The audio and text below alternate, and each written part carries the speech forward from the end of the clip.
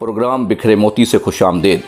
कहते हैं कि लफ्ज़ ज़िंदा रहते हैं, आइए इन्हें बिखरे लफ्ज़ों के मोतियों को समेटने की कोशिश करते हैं। राहत इंदौरी साहब के 5 अशार जो ज़िंदा रहेंगे। 2 गज सही मगर ये मेरी मलकियत तो है, ऐ मौत तूने मुझको ज़मींदार कर दिया।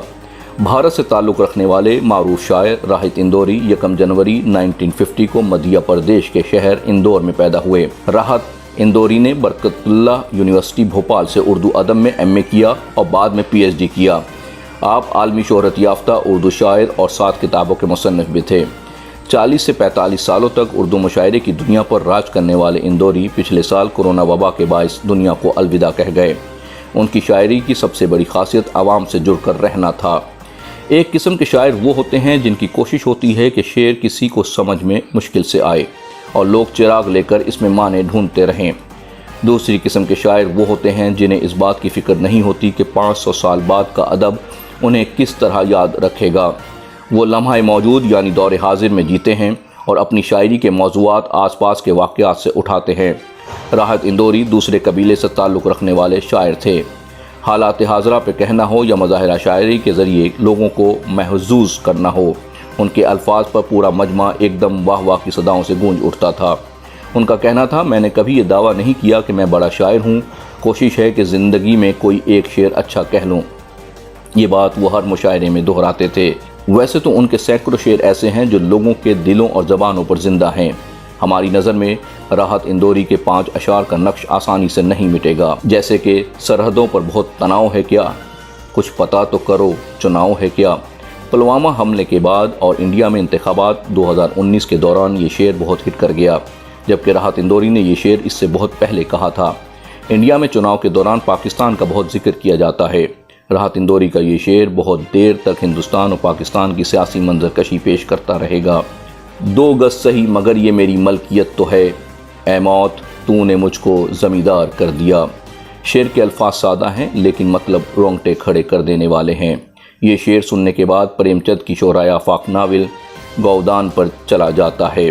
इस नावल की मरकज़ी किरदार हूरी की तमन्ना होती है कि इसके घर में एक गाय आए, लेकिन उम्र भर शब व रोज़ की मुशक्क़त के बावजूद इसकी तमन्ना पूरी नहीं होती।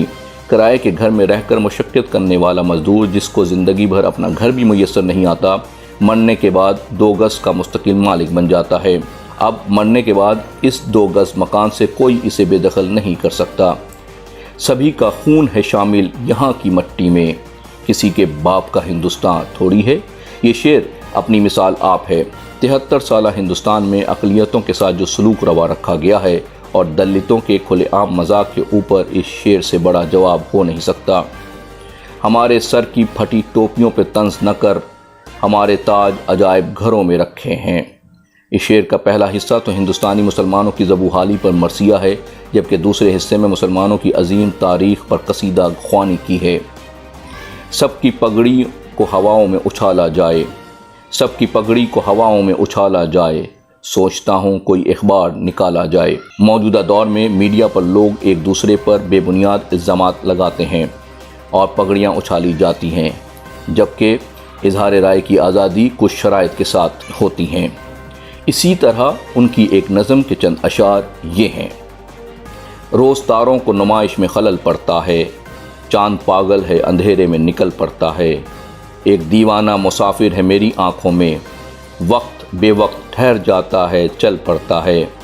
अपनी ताबीर के चक्कर में मेरा जागता ख्वाब रोज़ सूरज की तरह घर से निकल पड़ता है।